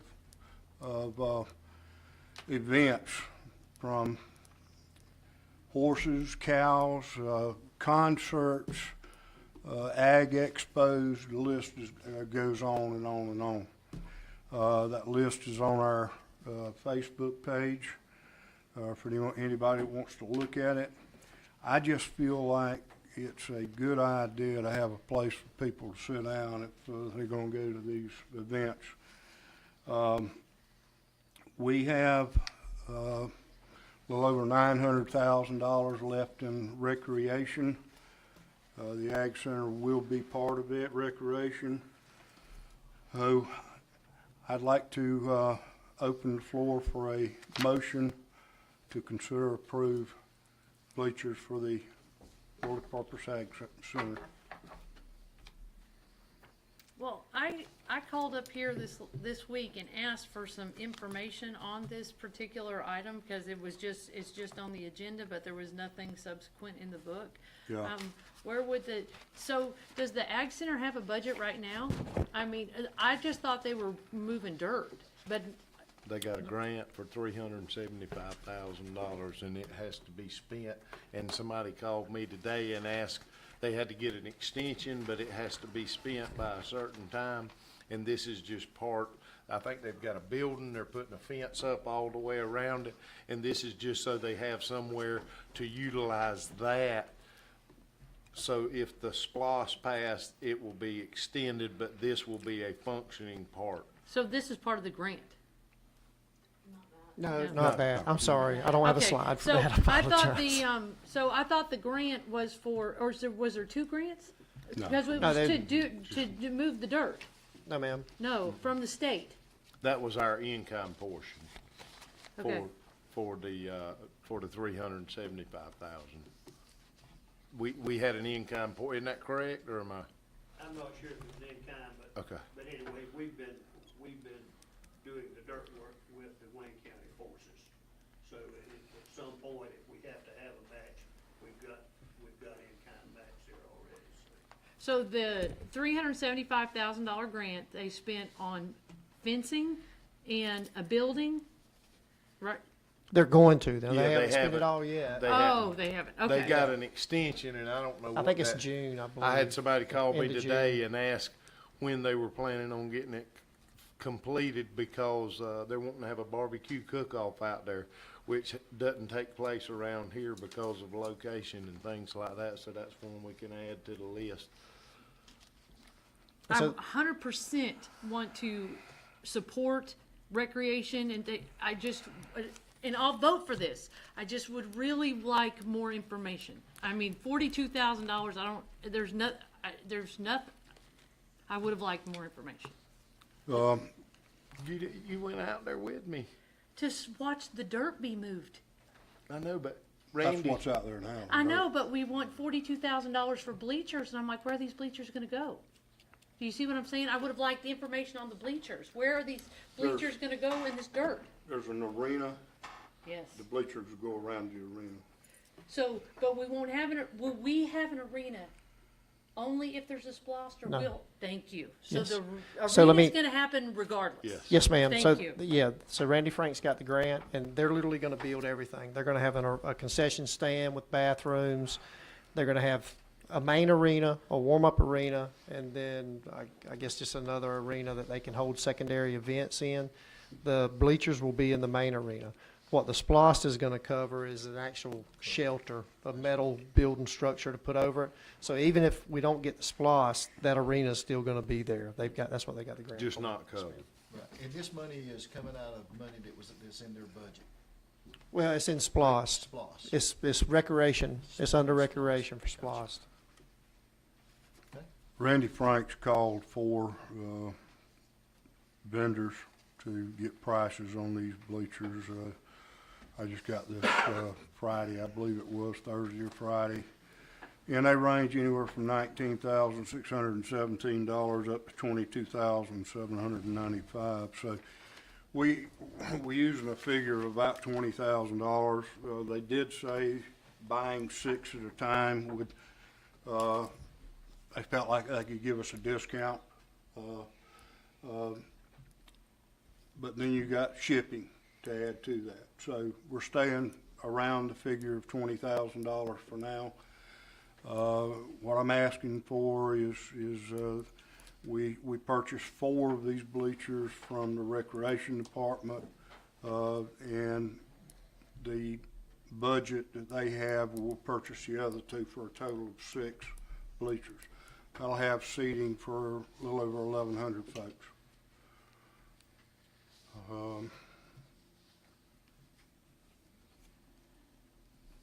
So you need a motion. I need a motion. For us to approve purchasing 6 sets of 4. bleach? 4. 4? Yes. Okay. So where were the other 2? They're in Randy's budget. Oh, okay. Randy's got That's 2 what I in was his asking. budget. Oh, I'm sorry. Yeah. Yeah, which come Yeah. out of the SPOS, so the 4. No, the 2 come out of the grant. 2 come out of It the was grant. part of Okay, his, right. his So they're structuring. covering that, Yes, and we'll cover the 4. We're Yes, gonna sir. cover the 4 through the recreation. that's correct. Total Yes, sir. SPOS. Yes, sir. I make a motion that we purchase these. Second. Have a motion and a second. Any other discussion? Madam Clerk? Commissioner Gordon, Yes. Commissioner McCrary, Yes. Commissioner Hopkins, Yes. Commissioner Thomas, Yes. Commissioner Hickox. Yes. DFAX board, Mark Watson had sent a letter, I'm sure everybody's, read that, in, he resigning, his position. Did we not appoint someone for this? We have not. We have not appointed. He did recommend somebody to take his place, and I would like to make a motion that we appoint, Joy Cerncy. Joy Cerncy. Yeah. Coach was saying that. Mr. Chairman, Yes, sir. did the defects director, did she contact you, Mr. Administrator? No, sir. Okay. We do have the DFAX chairman in the, office, in the room though tonight. If she wants to, if y'all want her to speak on behalf of this. Sure. Love And to. that's, Dewana Mitchner. I'm putting you on the spot. I'm sorry. But she's the chairman of the, DFAX board. You wanna come up here? She'll beat me later, Sheriff. Hey, Dwan. Hello, everyone. We have 7 DFAX board members, 5 that have been appointed through all of you commissioners, 1 each, and we have 2 at large that have been appointed back in 2022, March of 2022 to be exact. It was Mark Watson from the Housing Authority and Perry Morgan from City of Jessup Police. When we chose to have 2 extra members at large, we wanted to have someone from the Housing Authority because a lot of the cases we were dealing with was coming from the Housing Authority, and we wanted to have police presence, which was how we came up with possibly the City of Jessup. Sorry, Sheriff. And we were going to even bring in the church, and we were trying to look at Pastor Jordan Davis because they do a lot for DFAX. So we sent out feelers to them to come visit, and Mark Watson and Perry were the ones that seemed to be more interested. And we discussed this on our November 17, 2021 meeting. About these positions, because at the time our current DFAX board director and our chairperson had went to a meeting and said we could have these at-large members. 7 people is a lot, but for us it was easier because sometimes people can't make it and we won't have a quorum for a board. So once they were appointed March 2022, everybody has been coming, but Mark has a little conflict of he's got different things going on and sometimes can't make it. He is with Wayne County Chamber of Commerce chairperson, so forth and so on. So with the understanding that he was chosen because of his position at the Housing Authority, that's why I was under the understanding that we could bring somebody else in from the Housing Authority. And it was backed by Regina Hayes, who was the former director who presented it, and our other board members, except for exception, said that that was what we recalled it as. And Joy works for them. And Joy works in his They have, office. right. Yes.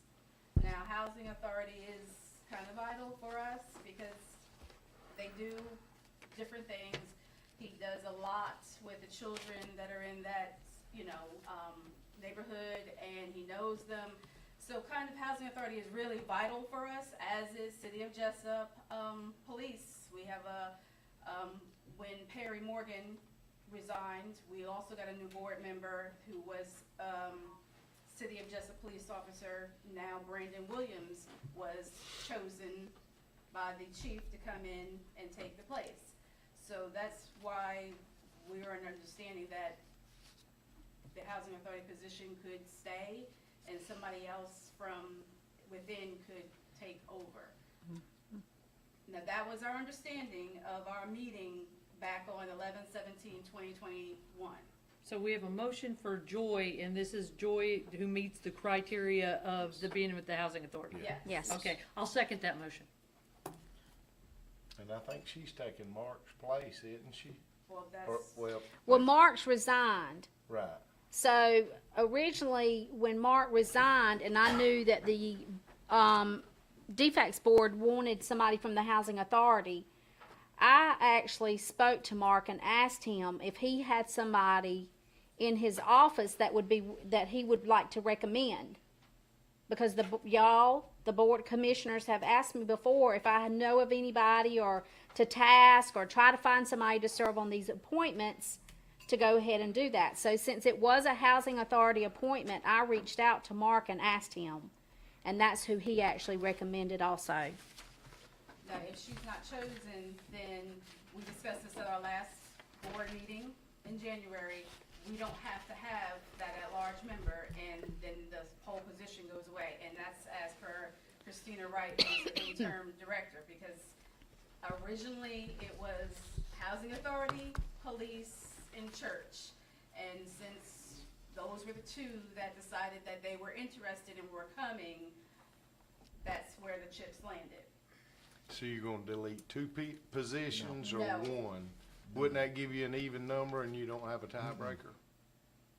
Well, it doesn't, City of Jessup is participating, but if we're not going to choose Joy, who is a part of Housing Authority, we don't have to have. Let's see how this plays out. Yeah. Let's just see how this plays out. I just- Before we get to eliminating That's right. positions. I just We want don't to, want to. I just want to say I personally know Joy, been knowing her whole life. I think she'd be a great asset to this board.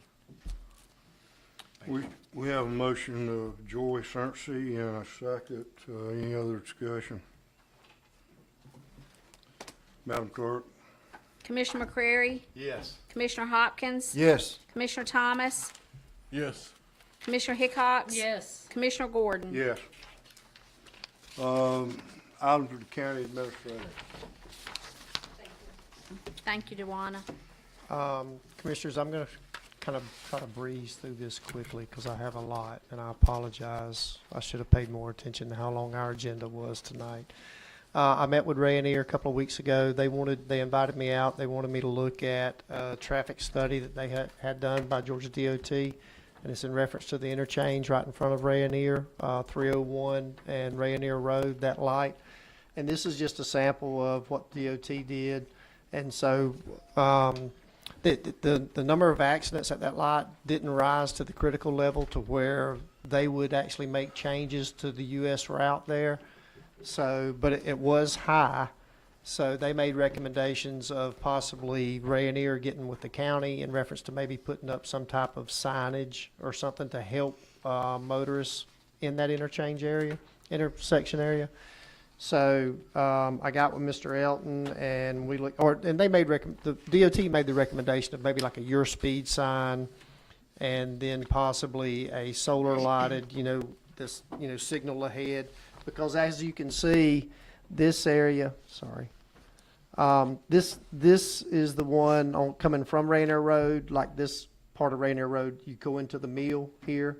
This is going to Little Wissy, and this is going back to Jessup. Well, you can kind of see that the majority of accidents are coming from the Jessup way, heading northbound on 301, and then coming off of Rayonier Road to the intersection. I think it was a total of like 8 rear-end accidents, and it seems to be just a lot of folks not paying attention when they're coming up to that light. So the thought was, if we can put some type of signage with the solar lighting, I don't know if you've ever seen them, like the stop signs, and they got the LED lights around them.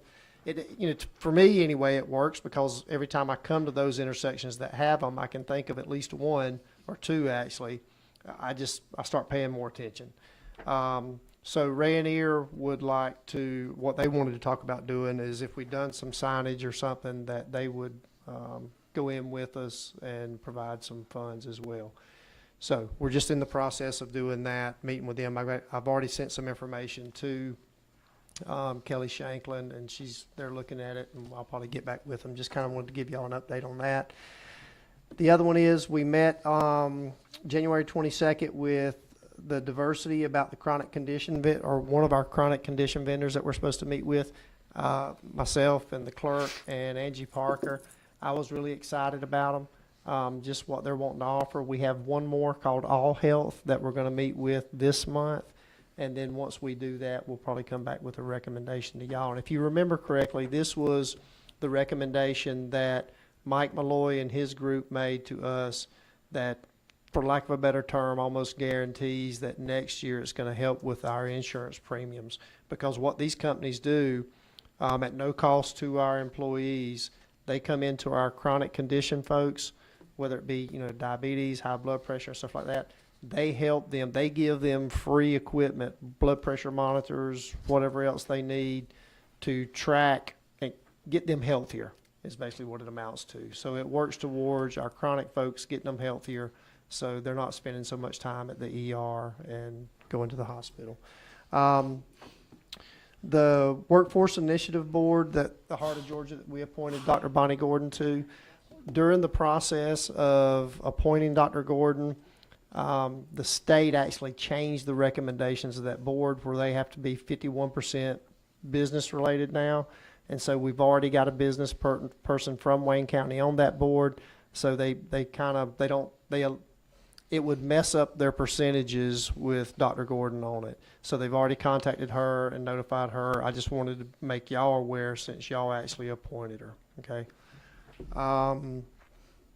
We had and Commissioner Hopkins was with me today. We had a very good conversation with the YMCA. They're interested in that if the SPLOS passes and we build a pool/community center, they provided us with a couple of examples. The newest one they're doing is on Tybee Island, where they not only build standalone structures now, they will come in and partner with communities and run it for them. And, the Y comes with a deep history and a lot of experience in running those type of facilities. They kind of know what they're doing. So it's something that we can pursue in the future if the SPLOS does pass, and I'm pretty excited about it. And I thought the meeting went extremely well, and Mayor Weaver set that up. I was pleased with him for doing so. Just real quick, spoke at the Chamber Executive Board last Wednesday in reference to SPLOS. This Thursday, I'm speaking at Rotary. Next Monday is the 12th is our town hall meeting. I'll be speaking at Exchange Club on the 14th. And last but not least, Joe Irati called me, and I thought this was very nice of him. Typical Joe Irati. He said, please tell your board that we have the building, the land that y'all gave outside the ER for their ER housing, basically. They have the building dried in and expect to be through with it by April. He wanted me to make sure and let y'all know that. He said, look, they were kind enough to give us the land. I want them to know that we're using that land. So I thought that was very nice. Anyway, that's it for me. Commissioner Thomas? No, I don't have anything. I want to thank the county administrator we had a good session this week down at the Senior Citizens location. I think we got things moving in the right direction. So I'm excited about that. Other than that, I don't have anything else. Commissioner Hopkins? I just want to say thank you to the road department and stuff. I'll tell you why. When I left with Paul going home, somebody was playing kickball with the garbage cans. There was garbage all over Post Road. Garbage cans were crunched all up. I got them out of I got everything out to the side. I called immediately. They had people down there and it's cleaned up and you look like nothing ever happened. And it was horrendous. I'm telling you, I've got photos. So shout out to them for the quick response. Yeah, definitely, because I had them stretched out today, so that was good. So thank you, Paul, for letting me go do that. That's all on Kevin McCready. Are you through? Yes, sir. Commissioner Hickox? Nope, I'm good. Commissioner McCreary? I do. We've been getting a lot of questions about SPLOS 5. I don't do Facebook very much because a lot of the information is not correct. We are doing our best. We have created a website and a Facebook page. We were going to try to post this. Somebody write it down. And anyway, it's Wayne County, Georgia Government. That is the Facebook page. You spell everything out and it should pop up. Our website is WayneCountyGov.org. This information that I'm fixing to give you on SPLOST 5 will be available on a, what do they call it, a trifold at the chamber sometime next week. But a lot of people were concerned about not having the information. I have learned in the past, if you give information out too early, people forget it and they still don't know it. So that's why we chose to bring it out. Now, we're not just bringing it out. Can you go back to that screen? Oh, I'm sorry, which one? The previous.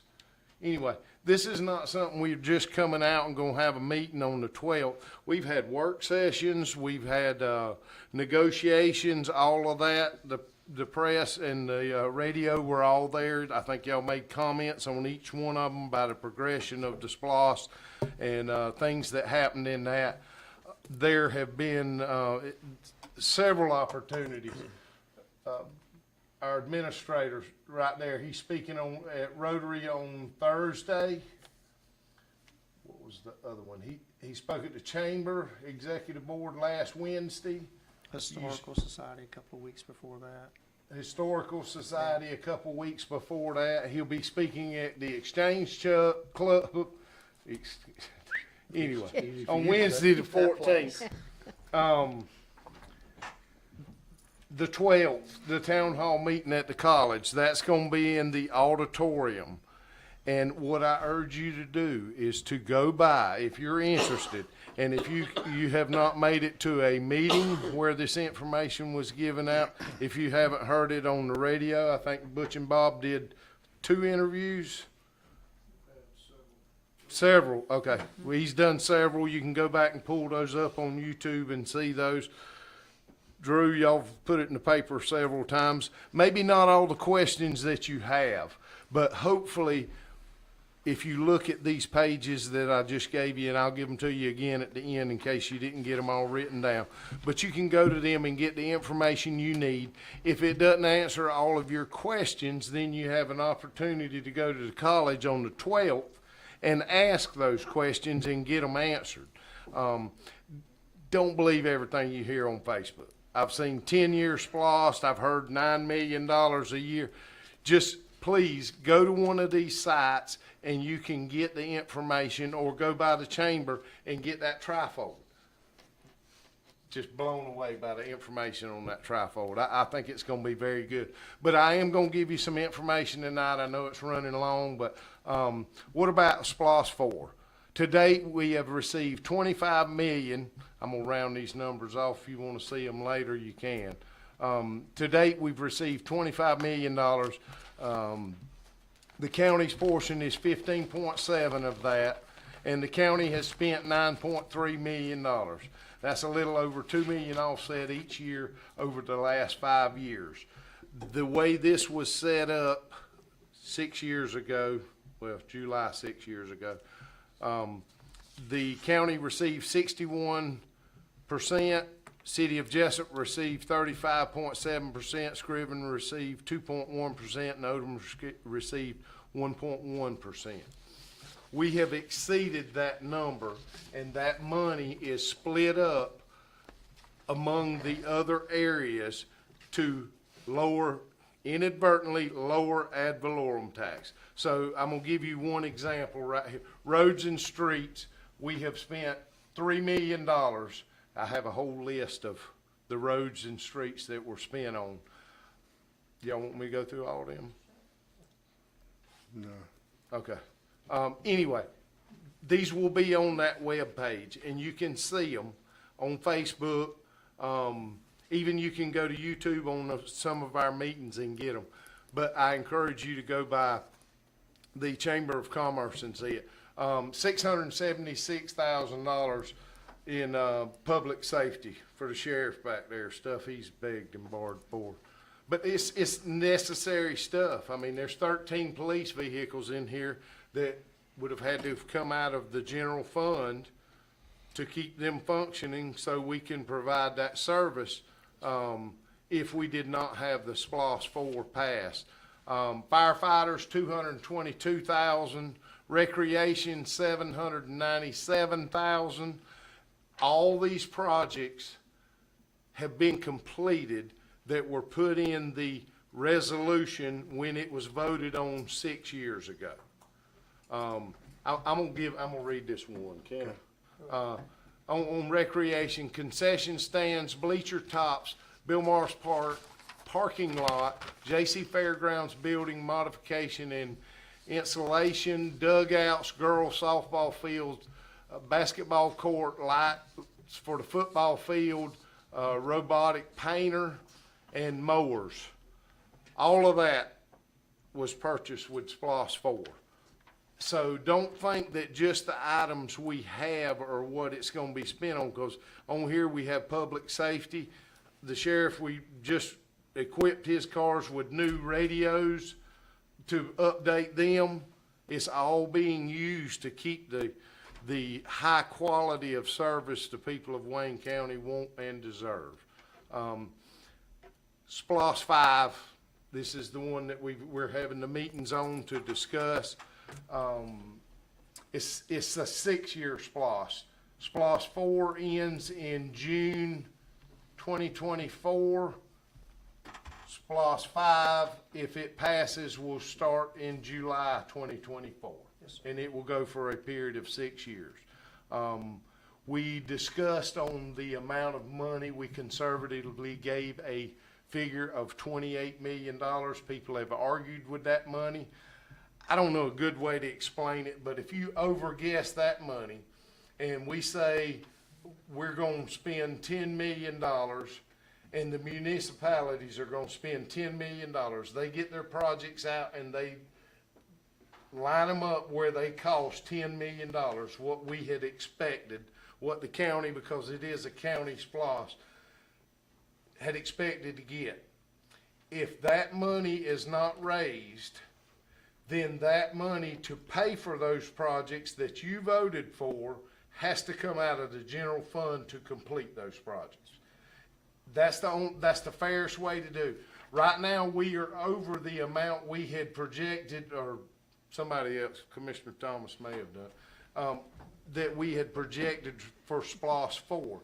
So that money is being distributed to inadvertently lower ad valorem tax by purchasing police cars, road equipment, things like that. It's still in line with what you voted for 6 years ago, but it's being used in different areas, but the same items you voted on. Does that make sense? Anyway, it's still being used on the items that you approved, because when you vote on the SPOS 5, you will see things that we have in there. We have the courthouse, we have road, street equipment, public safety, recreation project. All of those are on there, and they have to be completed. If we don't generate $28 million and we don't get our portion, we have to raise taxes to complete those projects. That's why we gave it a low number of $28 million. And if we have more than that, we'll be able to accessorize some of these projects that we have, or expound on, or buy the sheriff more police cars. Again, I'm gonna give you this number. I know it's late. Let me give you this again. Wayne County, Georgia Government. That is our Facebook page. No comments on that page. It's a purely informational, so that you can get the information. I urge you to go by and look at that, look at our webpage, www. Anyway, they didn't want me to say www. Anyway, WayneCountyGeorgia.us. Go on there. We're upgrading it. Talk with Odom and Scriven. Today, they on their Facebook page and on their city pages, they are updating. I don't know if the county, the city, do what? Yes, we will be publishing ours. Okay, so they're all working on getting those papers up to date, so you have a list of what you're voting on. You're not voting blindly. If you can't find it on these pages, go by the chamber. They're gonna have that trifold. It will have more information than I just gave you. But if you don't get it in on the 12th, go to the college and take your questions, write them down, because you'll forget them when you get in there, I promise you. write them down and ask them in there. If they can't answer them, come back to Paul, or 912-427-5900. No, I think I'll be the one there supposedly answering them. That's right. If I can't, I'll find you an answer, but I mean, I think I can answer. Not made most. up, No. actual answer. Yeah. Right. Anyway, if y'all have any questions, you can call, but, I mean, you should be able to get all of your information, any questions you have. Don't go to Facebook and look on other spots to see it. And once you get your information, I encourage you to go back to Facebook where you were getting your information before and compare it to the actual information. Then you'll know to go to Facebook or actual information. Thank you. The beauty about SPLOST 4, I'm gonna talk about SPLOST 4, not SPLOST 5. The beauty about it, Kevin mentioned the $15 million. A third of that money comes from people outside of the county stopping for gas or meals, staying overnight, whatnot. So we have people that actually helps us with that SPLOST. I have a few items here. I'll go over them real quick. I apologize for the time. In reference to the article that was in the newspaper last week, just want to say to the public that the very day this problem surfaced, the policy was changed to correct this, and where it'll never happen again. There won't be any more comments on that, but just want you to know that. Tomorrow at 3 o'clock, we have a dedication to Lewis Fire. That'll be on Osteen Branch Road, and the time is 1:30. At 3 p.m., Mr. Gleason Copeland's dedication at Upper County Landing. I'd like to invite the public to that. A couple, maybe 10 days ago, I'm not sure, lose track of time, we had a meeting with Republic. There was me, Kevin, and Paul met with Republic for the issues that we're having about pickup. Republic identified 3 problems, basically. They had mechanical issues, and one of the drivers' dad passed away. Now, the cans the way they can rectify this is they have a satellite crew with their own trucks. They're stationed in Brunswick. They can bring them in a short notice and kind of pick up the slack there. The third thing that they identified was paid time off. They had in their policies, and their employees felt like they didn't take their time off right there at Christmas or at the end of December, then they lost that time. So they're looking at that policy to change that. Something we've been talking about, this was premature. We have asked for a work session in the next short little bit, but everybody will have the opportunity to hear more then. But we've been talking about, if this past tax time, we got $600 from the federal government or state government to help out in our taxes. Well, imagine our taxes, our assessments, and our millage rate staying exactly the same as it was last year. If it stays the same, your taxes go up $600. What we'd like to do is propose an increase in homestead exemption to offset this $600.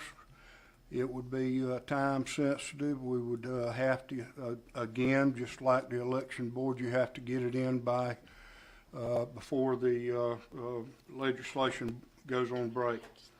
So we would have to get it out the end of this month, 1st of March. But I think that's exciting, something we could do for the tax-paying citizens, keeping their taxes down as low as possible. And I think that's me. Amanda hasn't given any financials. I'm sorry? Amanda hasn't given any financials. You skipped me.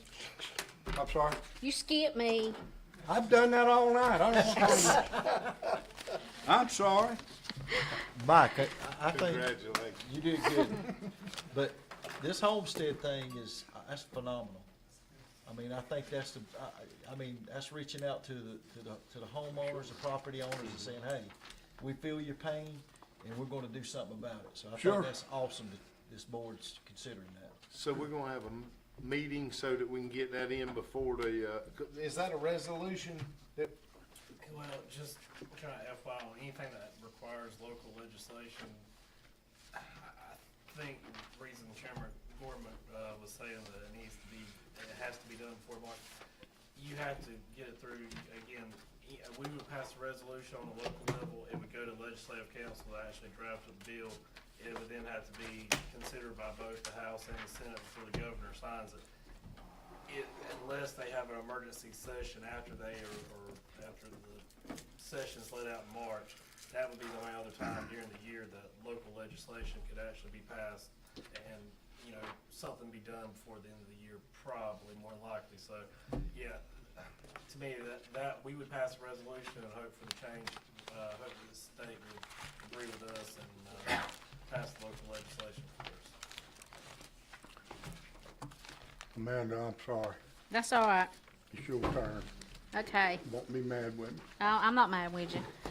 All right, in your book, you had the December 2023 budget report compared to December 2022. The revenues for 2023 were $4,857,536.64. 2022 was $7,983,460.99. Overall revenues are down from 2022 by 39.15%. Expenses for 23 are $2,774,088.12.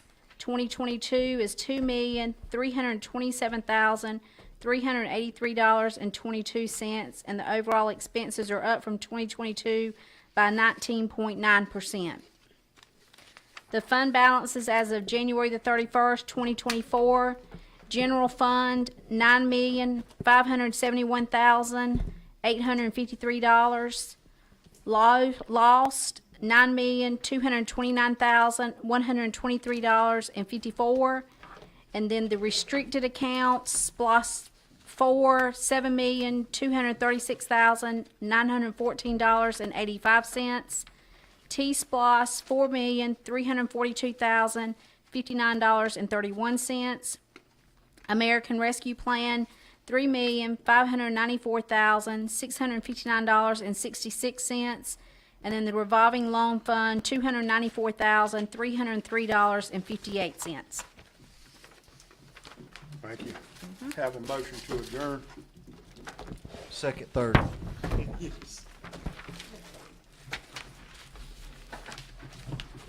Awesome job.